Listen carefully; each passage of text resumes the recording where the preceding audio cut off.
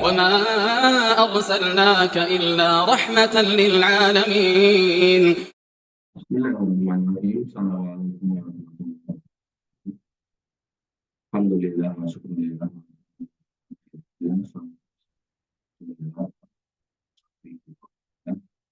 Wa nifikina sallallahu alaihi wa sallam. Alhamdulillah. Puji syukur kepada Allah Subhanahu wa taala. Kita masih dipertemukan lagi seperti yang masih dikasih itu, masih hidup di atas iman Islam itu sebagai besar. Sisanya itu tiap orang memiliki iman masing-masing. Maka kita syukuri semua yang Allah berikan tanpa perlu kita banding-bandingkan. Terus menjadi Allah yang kita syukur. Alhamdulillah kita sampai di pertanyaan yang ke-14 ya. Kitab 48 persoalan puasa yang merupakan rangkuman dari jawab pada Syekh Muhammad bin Shalih Al-Utsaimin. Beliau orang ulama besar yang qadarullah sudah meninggal, maka kita ambil ilmunya agar kemudian kita tetap di bawah naungan ilmu para ulama. Ayat 14, apa hukum orang berpuasa tetapi tidak sholat di bulan Ramadan? Ini sering banget. Sering ditanyakan, sering kejadian, mungkin kalian juga sering melihat. Jadi orang yang nggak pernah sholat pas Ramadan puasa. Maka beliau menjawab, mereka yang berpuasa tetapi tidak sholat, puasanya tidak manfaat. Jadi beliau termasuk orang yang keras, tegas dalam masalah sholat.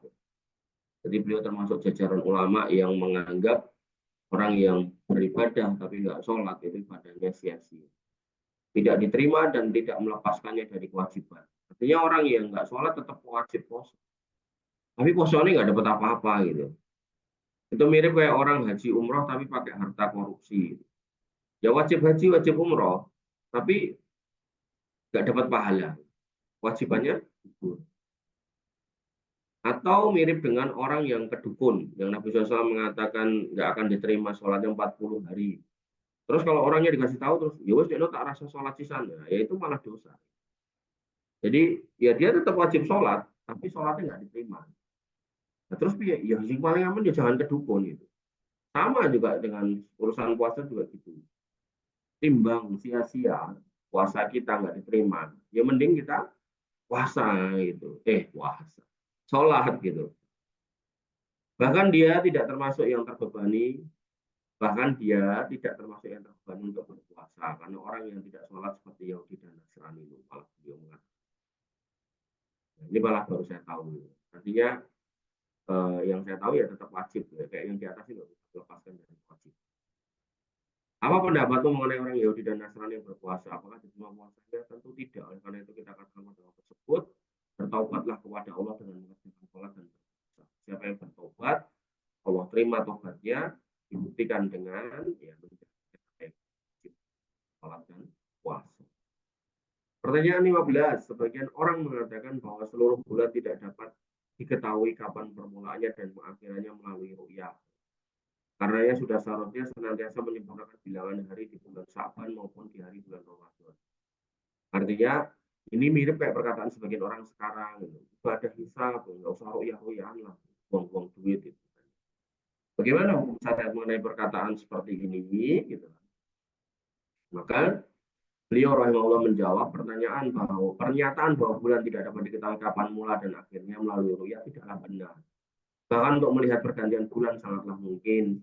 Makanya Nabi SAW mengatakan, idza ra'aitumuhu fasumu. Kalau kamu lihat puasa, fa idza ra'aitumuhu fa'firu. Kalau lihat buka. Ini menunjukkan bahwasannya ya hakikatnya melihat hilal itu mungkin. Kalau nggak mungkin ngapain Nabi ngomong begini gitu. Nah, makanya Nabi SAW tidak mungkin mengaitkan sesuatu kepada yang mustahil. Yang bercontek. Nggak mungkin kalau nggak bisa dilihat Nabi ngomong kayak gitu. Nggak mungkin, mesti bisa. Gitu. Jika mungkin bagi kita melihat hilal awal bulan Ramadan, ya toh,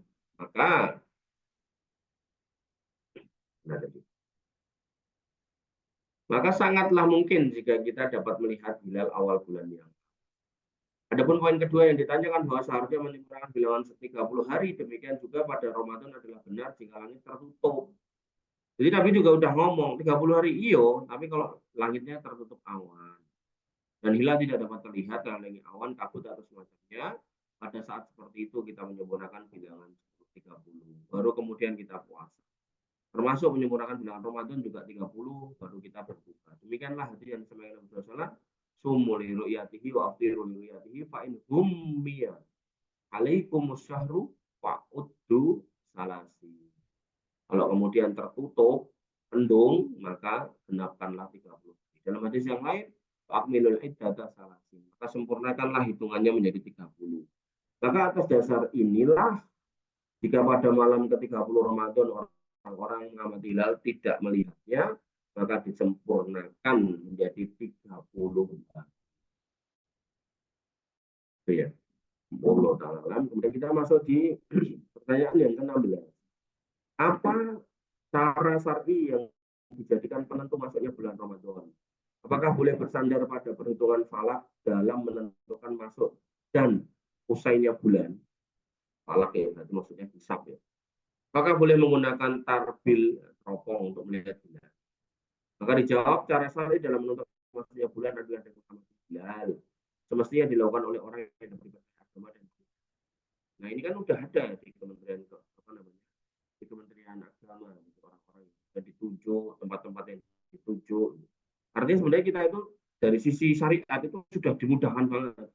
Pemerintahnya sudah mengadakan acara ru'yah hilal, orang-orangnya sudah ada, perangkatnya ada, tinggal melu gitu loh. Tidak nganggo rame. Maka jika ada dia melihat hilal, wajib berpuasa dengan persaksiannya. Jika yang dilihat adalah hilal awal Ramadan dan berhenti puasa jika yang dilihat adalah hilal awal Syawal. Maka tidak boleh berpatokan pada hitungan ilmu jika belum melakukan ru'yah. Jika ru'yah dilakukan berdasarkan tuntunan ilmu falak, maka dapat dijadikan. Bagaimana komentar Nabi SAW, wa idza ra'aitumuhu fasumu wa idza ra'aitumuhu fa'firu. Jika melihat hilal puasalah, maka jika tidak lihat atau lihat bulan hilal bulan Syawalnya maka berbukalah. Ya, sehingga patokannya adalah kalau kemudian hisab sama ru'yah itu beda, kita tetap ikuti yang ru'yah. Apalagi yang ru'yah pemerintah, sudah penak itu. Adapun semata hitungan tidak boleh dijadikan sandaran. Jadi tetap suruh lihat.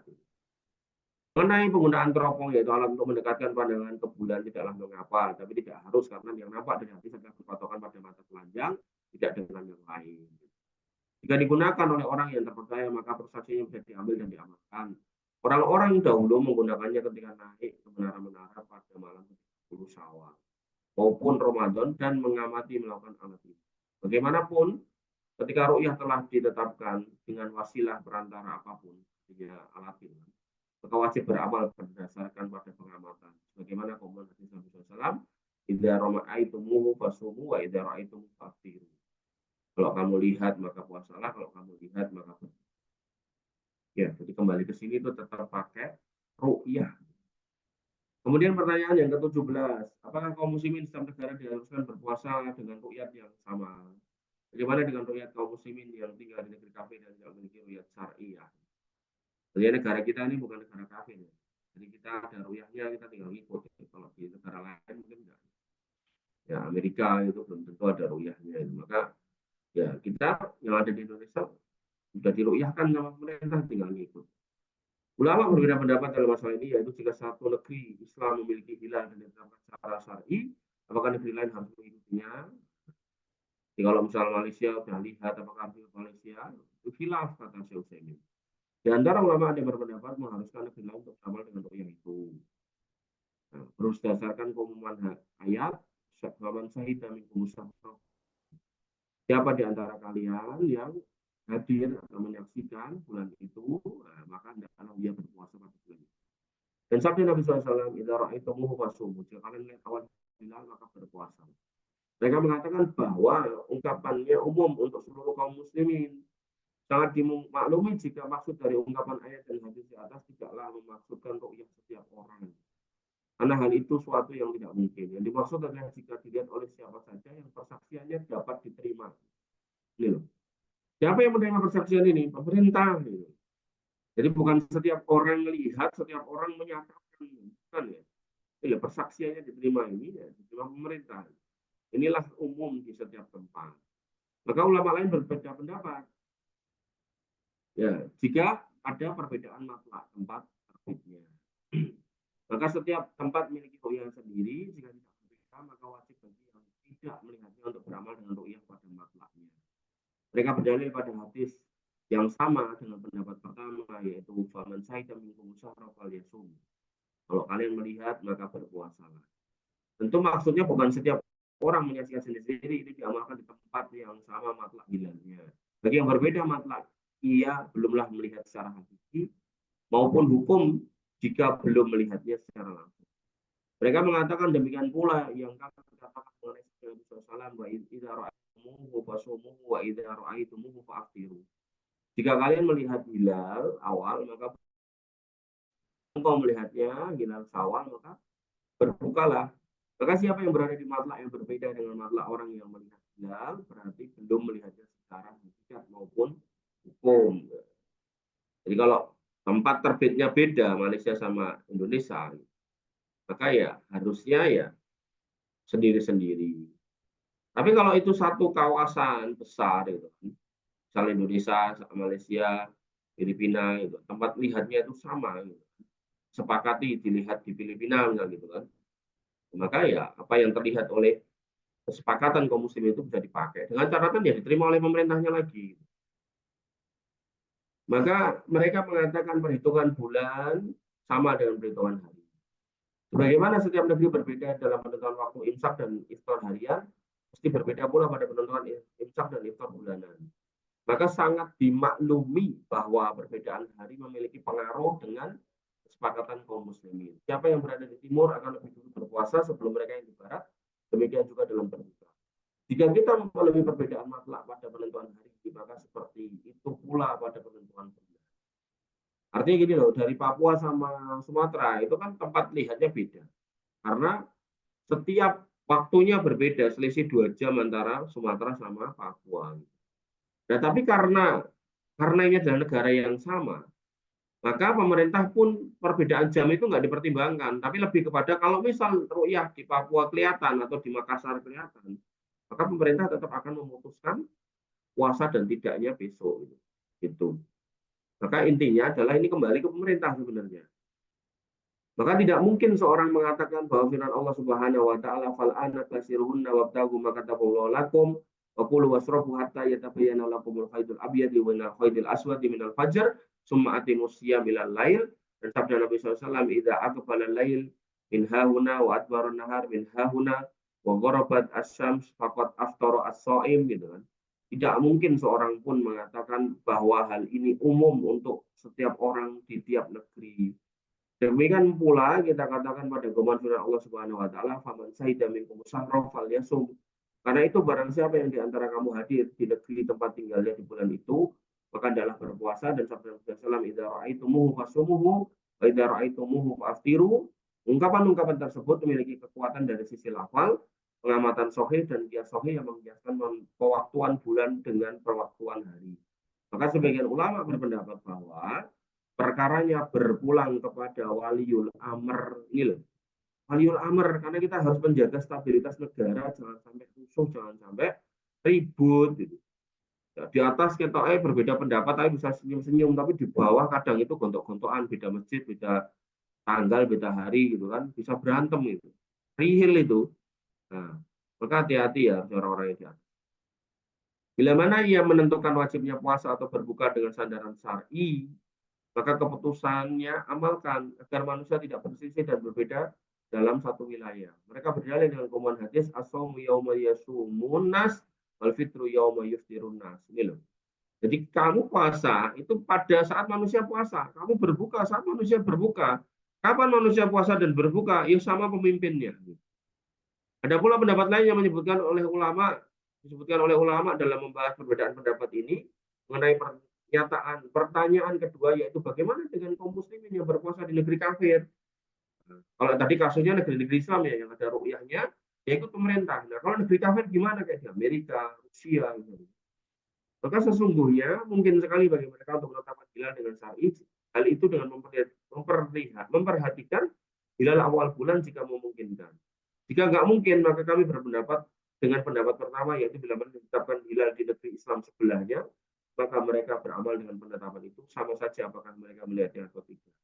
Jadi gampangnya gini, kalau kaum muslimin di situ punya semacam ormas atau semacam persatuannya, atau kalau bahasa ininya konsilnya, majelisnya gitu kan, maka majelisnya melakukan ru'yah. Nah, ru'yah yang ditetapkan oleh majelis kaum muslimin di situ itu yang dipakai untuk kaum muslimin di negeri kafir itu.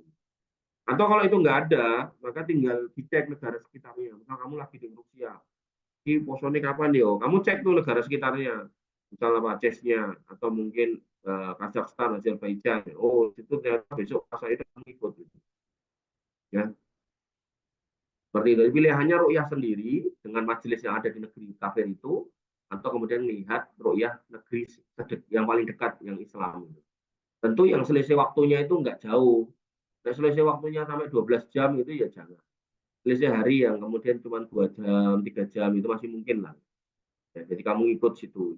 Jadi kalau nanti kalian mau kemana gitu kan, nah, misal kamu mau ke Afrika Selatan, itu kan negara bukan Islam toh. Ada nggak majelis kaum musliminnya? Oh ada, ya udah ikut ini.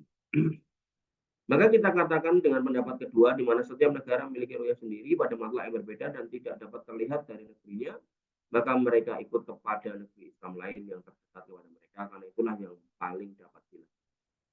Ya, dan negeri kita negeri Islam. Jadi tinggal ngikut pemerintahnya ngeru'yah, tinggal melu, tinggal pokoknya orang usah aneh-aneh lah gitu. Gak usah pusing-pusing, gak usah capek-capek, tinggal nyalakan TV kalau punya, atau kemudian lihat internet, atau lihat medsos, atau lihat media elektronik gitu. Pemerintah menentukan kapan, tinggal ikut. Gitu. Pertanyaan 18, jika seorang yakin akan masuknya Ramadan, setelah melihat hilal tapi tidak dapat menyampaikannya pada pemerintah, apakah wajib baginya puasa? Jadi, misal kamu tinggal di gunung, karena tanggung lihat kamu tuh, ada hilal. Terus main ngomong ke presiden, susah. Bicara nih, ke menteri apalagi gitu kan. Ada caranya gitu kan, bingung menyampaikan. Wajib nggak kita puasa? Nah, dia rahimahullah mengatakan ulama berbeda pendapat dalam hal ini.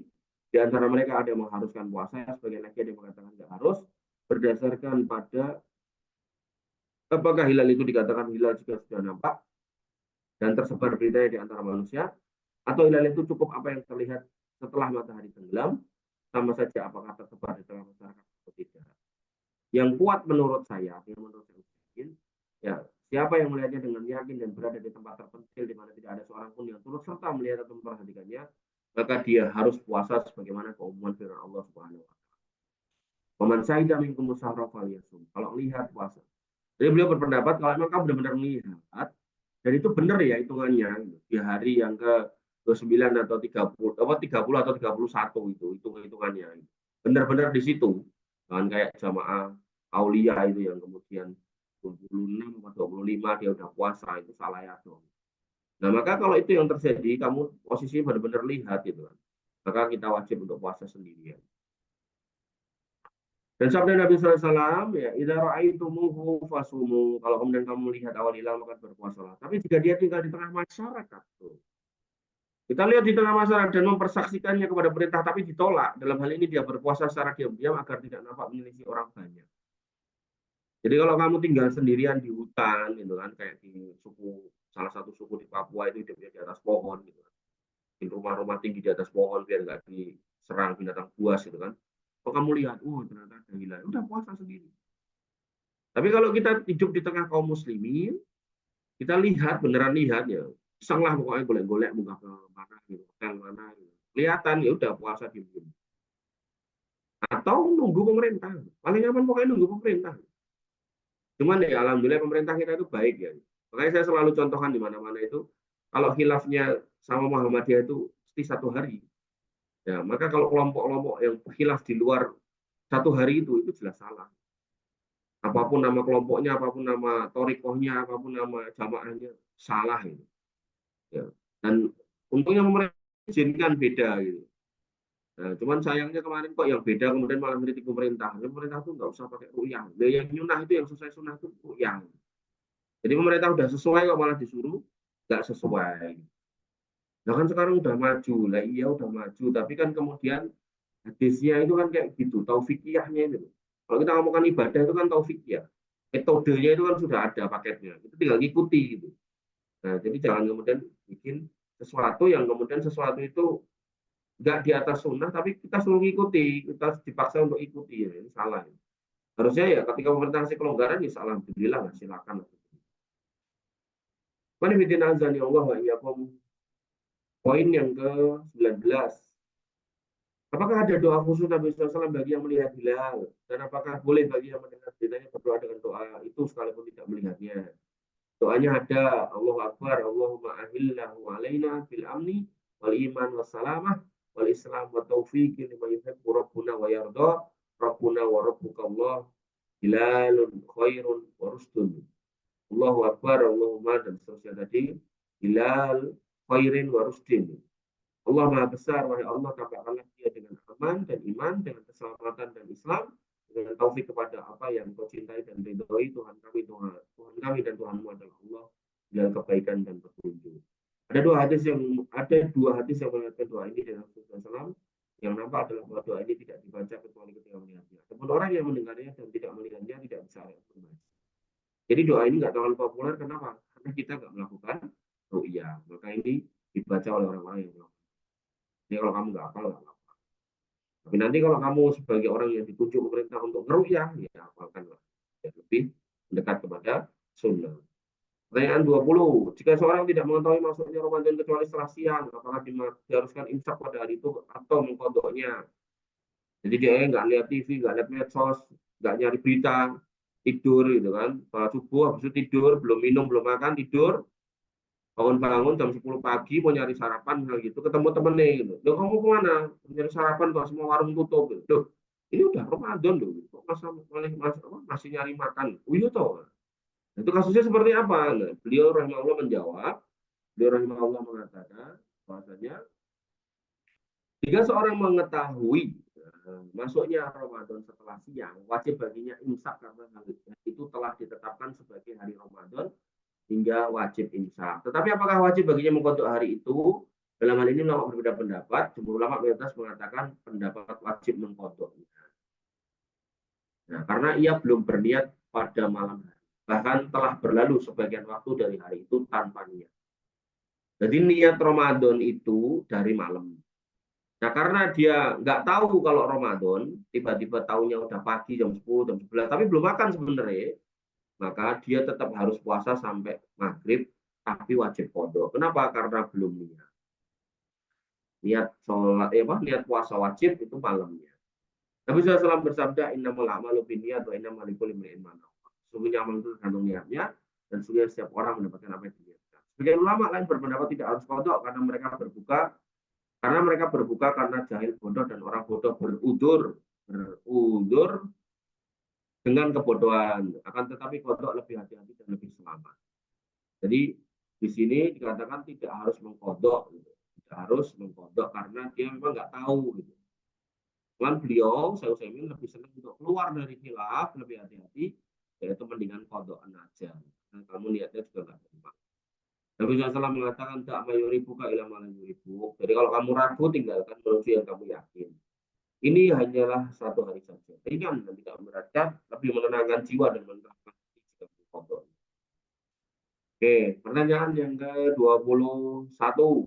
Apakah kaum muslimin berdosa seluruhnya jika tidak ada seorang pun yang memperhatikan kemunculan hilal Ramadan baik permulaannya maupun pengakhiran? Ya, apakah dosa nih? Nabi SAW, beliau mengatakan mengamati hilal baik Ramadan maupun Syawal adalah perkara yang berlangsung di masa sahabat radhiyallahu anhum. Sebagaimana yang dikatakan oleh Ibnu Umar radhiyallahu anhu, orang-orang mengamati hilal, aku pun mengabarkan kepada Rasulullah SAW bahwa aku melihatnya. Sehingga beliau pun berpuasa dan menentangkan untuk berpuasa. Maka tidak diragukan bahwa petunjuk sahabat Nabi SAW adalah petunjuk yang sempurna. Artinya gini loh, harus ada yang lihat. Ya, bahkan para sahabat dulu pada melihat, berlomba-lomba untuk melihat. Jadi yang namanya hukum fardu kifayah, ketika dikatakan mengurus jenazah, mengikuti jenazah, menguburkan jenazah, mandikan itu fardu kifayah. Itu para sahabat itu berlomba untuk ke sana. Enggak kayak kita, uruslah. Nah, maka dulu memang nggak ditetapkan siapa yang harus melihat, maka para sahabat berlomba untuk mengejar pahalanya, untuk mengejar keutamaannya. Kan kalau sampai persaksiannya diterima Nabi, Semua orang puasa karena sebab infonya, nah, bisa dapat pahala orang-orang yang pada puasa kan gitu. Nah, maka para sahabat itu berlomba. Nah, kalau sekarang karena memang udah ada yang ditunjuk oleh Kementerian Agama, tempat-tempatnya udah ada, titik-titik udah ada, kita nggak lihat nggak apa-apa, kita tinggal ngikut Allah Ta'ala. Pertanyaan yang ke-22, jika seorang masuk Islam di pertengahan Ramadan, apakah dia dituntut melunasi hari-hari sebelumnya? Di Ramadan misal 30, dia hari ke-15 yang masuk Islam. Maka beliau rahimahullah mengatakan, dia tidak dituntut untuk memuasai, melakukan puasa, bayar puasa pada hari sebelumnya, karena masih kafir ketika itu. Orang kafir tidak dituntut untuk mengganti amal soleh yang terlewati, sebagaimana firman Allah Subhanahu Wa Taala, "Qul lil ladzina kafaru iyantahu yukfar lahum ma qad salaf." Katakanlah pada orang kafir itu, jika mereka berhenti dari kekafirannya, niscaya Allah akan ampuni apa yang telah mereka lakukan sebelumnya. Jadi diampuni tanpa harus mengkodok. Jadi kalau dia masuk Islam hari yang ke-15, ya berarti hari 1 sampai 15 itu dia nggak perlu. Karena ketika manusia masuk Islam di masa Rasulullah SAW, beliau tidak perintahkan mereka untuk mengganti puasa yang telah lewat, tidak pula sholat maupun zakat. Tapi jika dia masuk Islam di tengah hari Ramadan, artinya masuk Islam jam 12, gitu, atau mungkin jam 10, atau mungkin jam 11, gitu. Maka apakah harus imsak, artinya dia lanjut puasa, dan kodok, atau imsak saja tanpa kodok, atau tidak diharuskan untuk imsak maupun kodok? Maka dalam masalah ini ulama berbeda pendapat yang terpilih adalah dia diharuskan imsak tanpa kodok. Jadi silakan lanjut puasa sampai sore, tapi kemudian nggak usah kodok. Kenapa? Ya karena sebelumnya kafir. Kalau yang tidur tadi beliau berpendapat kodok. Kenapa? Ya karena tidur, dan pas tidur dia Islam gitu loh. Maka diharuskan imsak karena dia telah menjadi orang yang terbebani menjadi kewajiban. Maka tidak wajib kodok karena sebelumnya dia orang yang tidak dibebani, yaitu kafir. Sama halnya dengan anak kecil yang balik pada pertengahan hari. Jadi dia belum makan gitu. Tiba-tiba misal perempuan gitu kan jam 11 kok perempuan. Laki-laki lah jam 11 mimpi basah, tidur mimpi basah. Ya maka dia wajib untuk tidak makan sampai sore gitu. Lanjutkan gitu. Nah, perlu dikodok enggak gitu. Karena sebelumnya kan dia nggak wajib. Tapi karena sebab mimpi basah siang bolong dia mandi wajib, lanjut puasa. Dia jadi wajib di tengah hari.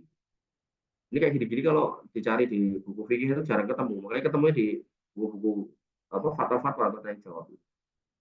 Sama halnya dengan anak kecil yang balik pada pertengahan hari diharuskan imsak tetapi tidak ada kodok menurut pendapat Allah. Pertanyaan yang ke-23. Apakah anak yang berumur 15 tahun diperintahkan untuk berpuasa sebagaimana diperintahkan sholat 15 tahun ya? Ya, anak kecil yang belum balik diperintahkan untuk berpuasa jika mampu sebagaimana dulu sahabat Nabi SAW mereka memerintahkan anak-anak mereka untuk berpuasa.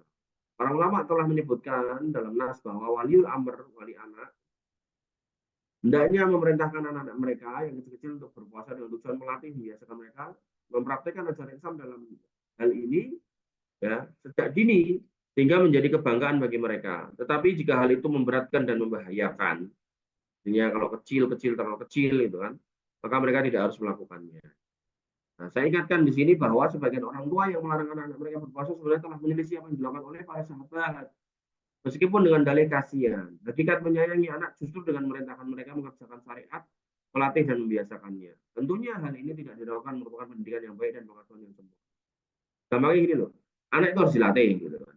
Kalau kemudian kita dengan alasan kasihan kita nggak ngelatih anak, justru kasihanlah sama anak nanti kalau kemudian di akhirat dia masuk neraka. Maka latihlah anak. Nah, cuman melatih anak ini harus bijak. Umur berapa gitu kan? Nah, kalau tadi kan pertanyaan 15 itu udah balik lah. Udah wajib puasa. Kalau nggak pernah latihan ya kaget gitu. Maka ada sebagian ulama yang berpendapat kayak sholat, latih sejak 7 gitu. 10 rodok keras gitu. Nah, nanti balik 13 itu udah mulai wajib. Maka telah valid dari Nabi SAW, beliau bersabda, Inna rojula ro'in fi ahli baiti wa mas'ulun an ro'iyati itu. Jadi seorang laki-laki itu pemimpin bagi keluarganya dan akan ditanya tentang keluarganya. Gimana itu perlakuan kamu pada anak-anakmu? Dan mbak ajari sholat belum? Mbak ajari puasa belum? Gitu. Maka yang semestinya bagi wali amr yang Allah berikan tanggung jawab keluarga dan anak untuk takut kepada Allah dengan mereka atas apa-apa yang Allah perintahkan dari syariat. Jangan sampai kemudian tidak dilatih. Pertanyaan yang ke-24. Terakhir ya, pagi hari ini. Jika seorang sembuh dari sakit pertengahan siang dari penyakit yang menurut analisis dokter dapat dipulihkan, apakah dia betul untuk kodok hari-hari yang terlewati? Jadi dia sakit gitu kan, terus sembuh di jam 10 udah sembuh kan. Kira-kira perlu dikodok apa enggak? Nah, beliau rahimahullah, jika seorang tidak puasa di bulan Ramadan atau sebagian lainnya karena sakit yang kemungkinan kecil sembuhnya, menurut kebiasaan atau keterangan dokter yang terpercaya, yang wajib baginya adalah membayar fidyah, yaitu memberikan satu orang miskin makan. Maka jika dia telah melakukannya, tapi kemudian qadarullah dia sembuh, maka tidak diharuskan memuasai hari-hari yang telah digantinya dengan memberi makan, karena kewajibannya telah tertunaikan ketika telah memberikan makan ketika di puasa. Jadi berarti gini, ada orang yang kena kanker, kemo, segala macam, kayaknya nggak sanggup puasa, ya udah bayar fidyah langsung gitu.